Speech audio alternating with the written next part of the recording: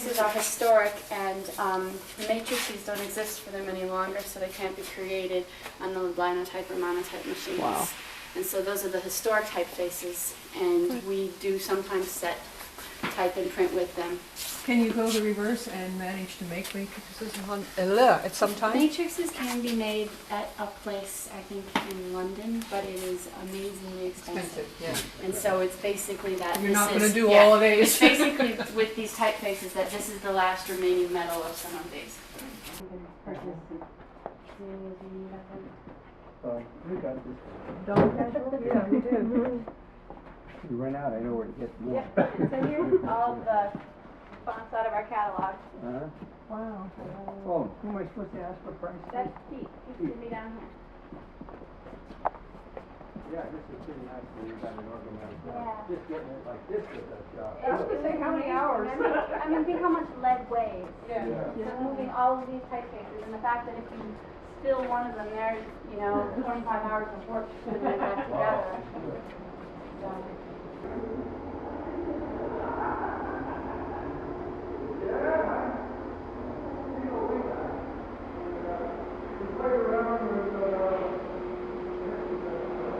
So. Yeah, I got a long time to go to catch you. Packages all along up there, and depending on the size, there's a cast over here using powdered metal, monotype casters, or over there, Thompson casters. And the difference primarily is that those cast one character at a time. They just keep going, and if you need 20 A's to make up a font, you cast 20 or 22 A's, and then you just have to kind of stack them on a galley, and then eventually assemble the font, so many A's, so many E's, etc., to make up the whole package. So this is more labor-intensive and time-consuming, therefore those are more expensive than if they were cast over here. Also, that puts a little more oomph on the pump, so the characters are actually a little more durable coming from there than from here, even though they both use foundry metal.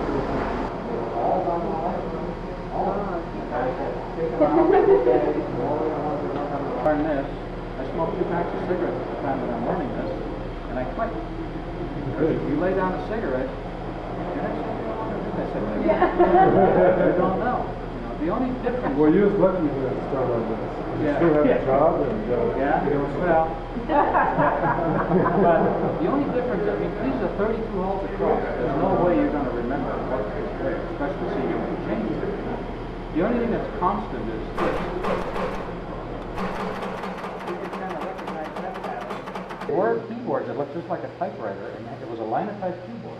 yeah. And everything's in the same position, the lowercase. E-T-A-O-I-N. You got it. S-H-R-G-O-U. S-H-R. C-T-M-N-Y. Here's one more in this fast. In the old newspapers in small towns, every once in a while there'd be a little line somewhere in there that would say E-T-A-O-N Yeah, or Sherwood. yeah. You know, he used And to. there's the guy running down his fingers to clear the... Explain that. And who used to use that terminology was Herb Cain. Yeah, I know. Remember, he used to throw that in every once in a while? We have a pool that has one for every face, one for every size, and you just, well, like I'm over there, it goes up here and it reads. Okay, let me back up. This is air driven. There's air, water for cooling, and gas for the very hot lead pot. This is about somewhere around 800 degrees. And when this tape goes over, this is called a power. And there are holes punched all the way across. So when this paper goes, it perforates. So when this paper gets drawn across these holes, the ones that are punched let air through, which in turn tells this field, this device, this is called a matrix case. And all the mats and all the little, they're like little molds of all the letters and characters are in there. And this one's kind of taken apart here, but it's like it fits in here, and this moves, and it moves this way and it moves that way. So when it reads the two holes in there, this is going to position this by going this way and that way, exactly where that particular character is. And then this is a pump, and there's a nozzle that goes right there. And when the pump goes down, this squirts up one shot of lead. I mean, this is really in, it's under here. You're like, well, he's going to start that one.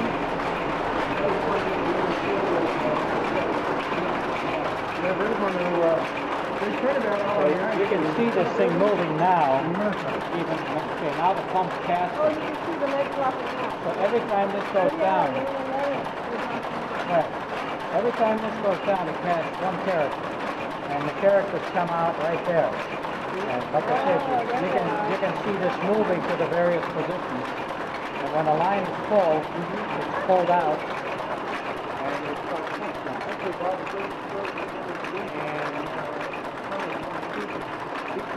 some of them were at the 39 volt.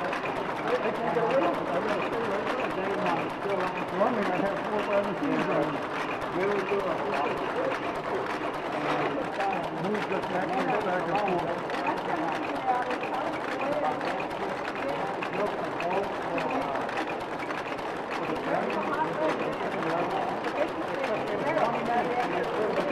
When this goes down underneath and it shoots up to the bottom. Every time you change the size, it depends. You either have to change the match, because there's different modes, different typefaces. But you also may have to change this whole device, depending on whether they're English match or American match, because they have different setups. And it's really, I mean, I've seen this for a number of years now, and it's still amazing me today. I mean, all these cams and wheels and junctions and work. It's the mechanics alone. Exactly. On top of it are... And it's truly an old machine because you really have to know what you're doing. You really have to be focused. You have to pay attention. There are no safety devices on that. I mean, if this thing gets hung up in there, if you do something wrong, it's going to shoot right at you. Oh my God. Really used to burn a number of times. Really? I've suffered a few little fights. We all have. So, Is that when it gets caught or clogged or? yeah, it's, or if you do something wrong in the setup, or if you forget to do something, it's not going to beep at you and say on the screen, hey, you forgot this. Yeah. You know, it's just going to go and do its thing, and Amazing. most of the time when the lead squirts out, it sort of comes in this direction. Somebody who had a laser grinder and you give them a blank should be able to make one. Because they have to be ground to 1/10,000. Wow. Yeah. You can do that now, though. That's what I don't understand. Like, why are there people doing that? Because there's not that much of a call for it. Yeah. But those have to be to 1/10,000 so that if you run a line this wide with a character, no matter what size of the wedge there is, they all will come out exactly the same. So it has to be completely absolutely consistent. perfect. Did the guy who made these, was he a machinist or was he like a sculptor?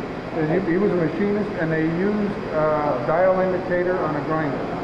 In the days that they made it, they didn't use lasers. And he would just shave off a little bit at a time. They just used a dial indicator, That's amazing. and they had a dial indicator that did 1/100,000. Wow. I saw the machine that did it. And he had this great big dial up here, and the thing would go across, and then And you a feeler. set all this stuff, and then they had you a look at feeler. it, you can't even see it move. Yeah, and they had a feeler that came right behind it. Really? And that feeler would tell them exactly what it was. Wow. That's And amazing. that machine is no longer even available. Is it in some museum or somebody's No, garage? when they had to move, when the English Monoclet Company had to move, they dumped almost all of their equipment. Oh, fine. They couldn't move it. In fact, they don't even have the equipment for making display maps anymore. They've all been That's a shame. destroyed. They have the punches, Yeah. but they don't have the equipment for making it anymore. See, like, I don't don't kick the bucket, I hit it out. So here, I'll show you what I mean. Now here's the English mats. Yeah. Now here's the American mats. Okay. See the difference between them? The American were grown, they grew those, and then they implanted those right into, they had a slot that was made to where they just punched them in, Yeah. and then they ground it down. Huh. That's the American, the English, they punched- punched it, this is solid brass, Yeah. they punched it in there, and then they ground it down to the exact dimensions. They had a machine right height. that ground the whole thing at once. Put the slots in it, ground it square, and ground the top off to exactly 50 thousandths drive, and then they dumped them into a bath chrome plating mill. And that equipment's all been thrown away. What a crime that is. And they wish now that they had it because, as they said, if they had it, they could sell hundreds of thousands of dollars of these. And they can't. Somebody wasn't thinking down the line. No, they weren't thinking. No. And it's a crime. But I bet there's a way, though, now. And it's a crime. It is a crime. It's a shame. But it's it's history. like- This is history. It's like a lot of this stuff. A lot of this stuff in the days when hot metal was going out of business, a lot of this stuff was just taken and sold for brass scrap. I know. I know. Don't even. Just like, well, just like your linotype mats. How many of those were just sold for the brass? We gave them away. We gave them away to this to the one linotype repair guy in the whole goddamn area. Lived in Petaluma. Yeah. And we had the linotype machine out at City College. But when we couldn't get parts for the pot where it kept the metal hot. So fine as it was, and it's not a piece of equipment you teach You on. know, the strange part of it is that I've got two composite set of the heaters for linotype sitting upstairs in my room up there. Don't tell me that. Don't tell me that. They're up there. That was why we got rid of it. But I should have kept it. but you know those brass magazines. Those things must have weighed 70, 80 pounds. Tell me, we had the brass ones With- and complete also with the full- aluminum ones. You know, Yeah, well, completely filled. They weigh about 90 to 100 pounds. that's why you didn't see many women running linotype machines. Well, if they Because did- to put the If they did, they had an apprentice or somebody that To threw the swing- magazines. yeah, Now, see, here's all of. I was telling you about all the matrices. Okay. These I are the see. blanks. These are accents. Just accents. This one here is just strictly accents and fractions. That's all. And each one is a guide, and Yeah, each this one is has a Times different. Roman. Oh, it's all one font. Yeah, this is Times Roman. This is Times Roman bold. This is Centaur. This is Van Dyke. News Gothic bold. You guys still doing casting for University of Minnesota or Yeah, Michigan? Or yeah, Minnesota? yeah. We do it for both of them, and we do it University of Iowa. We do it for all of them all the time. The last time I see you had a skid of metal going to University of Minnesota, I think it was $33,000 worth of Centaur. Oh, we spent. So they must have a pretty good sized print shop back there. It's they've got one instructor that is an English instructor. Oh, thanks. They've got an English instructor back there that is an amateur printer. An amateur printer. Amateur printer, and what happens is in the English department, everybody has to write at least a poem or a short story, and every year they send it out to us. We set it in type and we send it back to them. Everybody in the English class has to make up a story, or a poem. Yeah. And then they come out here and They have us set it and cast it out here, and then we send it back to them. and they print. And they print it, and they print it off a handmade paper. They make their own paper. They do everything themselves. Make their own ink. Make their own paper. Oh my God. I never heard of making Where's their own this? ink. I mean, They make their own ink. I don't know They how they. start out with lampblack and all that crap that goes I don't in know there. how they do it, but they make it. So you guys got it easy. I mean, all they have to worry about is washing up a press. There are line spaces between entries, so I have to add those. And any time we have some capitals, I usually do some letter spacing on that, which is done with points and halves, which are all in here, separated by size.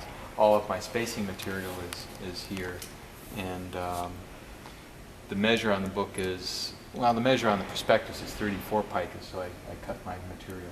And what they've done here, I mean, if you can see this, I wouldn't letter space that at all. No. But I've gone ahead and letter spaced. That looks like these are about, these would have been letter spaced a point, and the TH, HE is a point and a half. Okay. But these show that they haven't been letter spaced yet.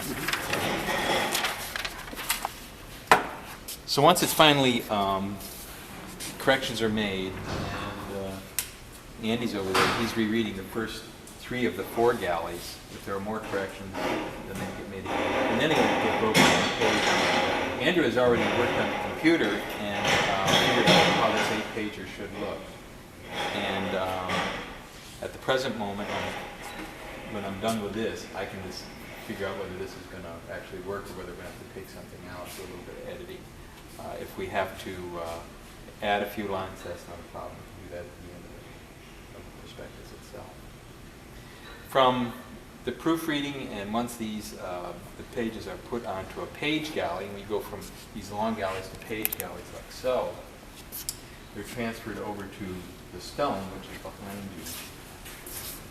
And it's a steel top. The bindery has all of the marble tops that we did have on Commercial Street, which we did use. These, this lock up here was for a book right after the Canetti book, and this was the Grove play for the Bohemian Club. And the play is going to be presented the end of this month. And they produced this fairly elaborate book. We've been doing it for a number of years, and the play is only produced one night, and that's it. I used to work at the Grove. You did? Call it cremation of care. Is where they have the. As we speak, it's being picketed. Is that right? You Every didn't have year. to say that. It's a good job for us. I mean, Yeah. it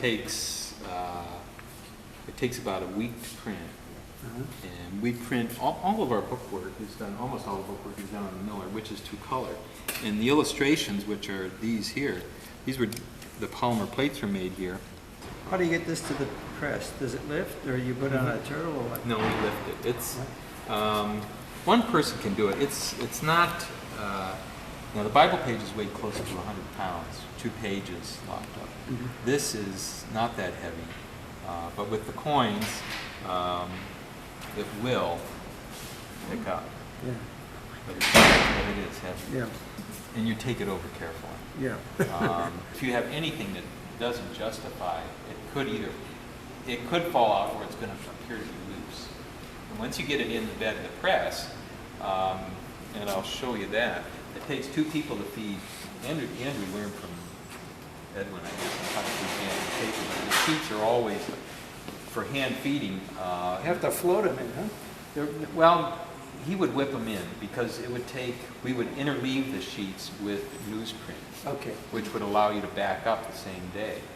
And so you're picking up 2 sheets. You're picking up the dampened handmade sheet and the news sheet, which is cut smaller. Yeah. So there was someone always there lifting these sheets so that Andrew would Just that. reach in and get it. And he's moving with the handmade sheet and the other sheet in combination. So you want to be sure that handmade sheet is hitting your guides. You can't drink on that job. No, it was a real operation, and it would take years of experience to do that kind of thing. But this is it's a 2-color press. It will take a 21, 28-inch sheet, and well, it's all automatic. It's done with air. The sheets are separated with a blast of air. You've got sucker feet here, which are going up and down. They pick the sheet up. This will pick the sheet up once it's been lifted off the pile, brings it down, drops it here, and then the sheet is held on the board here. This sheet comes back, picks it up, the sheet here, and then delivers it again into your drop guides. Once it's in the drop guides, you can see the foot over here, which is your side guide pull, and it pulls the sheet to the side, and when it pulls the sheet, then your grippers are right in at the same time. Gripping the sheet onto the first cylinder, transfer cylinder, and then onto the, which is normally the black cylinder here because it's easier to get into the press. So That's where's great. the type in here? Okay, well, I'll show you. Now this swings away toward you, so you'll have to watch yourself here. This is the way we get the, when we first bought this press, we weren't sure how to get the type into it. And this is the bed here. This is the bed for the second color. But the chase has to come in and then come over your ink plate, down in, drops in. You can jog the piece forward, and you can unlock it. And then you have coins that sit here and here, and that locks it to keep it from sliding back and forth. And you put a little bit of a riglet, like so, on this side as well. And then you go ahead and squeeze the form up again, plane it another time so that all of the type is on the same at the same level, and then you lock it up. And at that point, everything is in pretty good position. And then you start pulling proofs, and the first proof just tells you, you adjust your packing so that you're not going to hit it too hard the first go-round. And then you can increase your packing, and at the same time you make adjustments to get the sheet centered or in position on the sheet that you want to print. Does it take? Folio bio comes in, you can get it either in one volume or in two, and these are 2-volume sets. So the one volume would be as thick as 2 of these, and the signatures have been gathered. And when each signature is gathered, then they're sewn onto the linen straps, and then they're glued to a backing and put into this press and then shaped. Is this part done by hand or machine? That's done by hand. On the Voices of Marrakesh, it's actually done on a sewing machine, but on the Bible, everything's done by hand. That's the hand. Oh, is that beautiful? Wait, let me, I'm shaking it so my hand isn't still.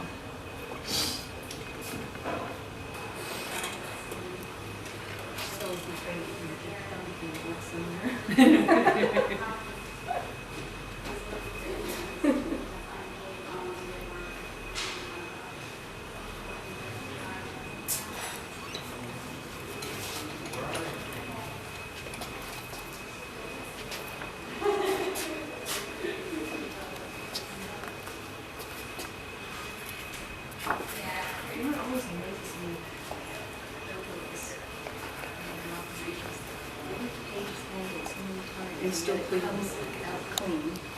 Yeah, we do a lot of hand washing. It's even remarkable in my own shop. It's such a messy process when you're in. Everything's sparkling. Yeah. That's what I like about it. I'm going to have to go.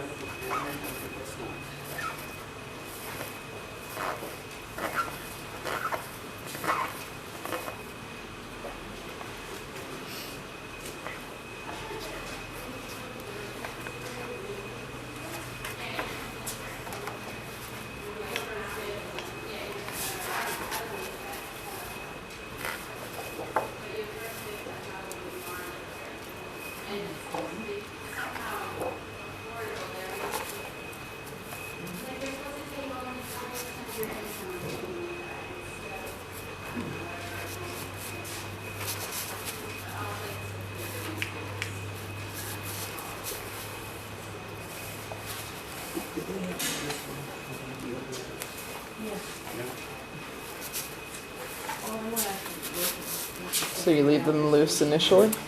I leave the first one so I can take a play loop with the to slack. pull.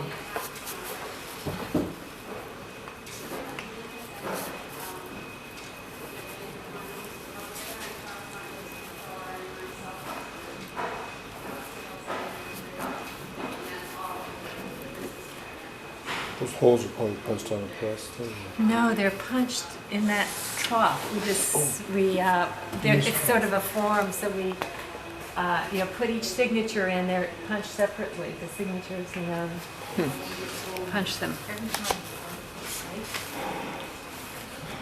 There must be some kind of a guide that. Where you put something Yeah. down with the holes. Right, there is a guide there, and then I don't know if you can see the nails. There's that. We got the concept. Okay. Yeah. I want to see how she does this. This is the last stitch is called the kettle stitch. It's what? A kettle It's great stitch. to have people here that really understand the process enough to be, to really appreciate it. A lot of customers that I'll give tours to will be amazed and appreciative, but sort of Not befuddled into by it. it all, yeah. Well, we don't do much bookbinding where we are. We're about to bind the book that we are doing, but it's not going to be stitched. Real simple. Yeah, real No simple. signatures. I think we're going to have to move on, guys. Yeah, thank you so much. Enjoyed that. It's, well, I wonder how you do it. Now I know. So where you tie, square knot? Square knot, yes. So much better to see somebody do this the way you are.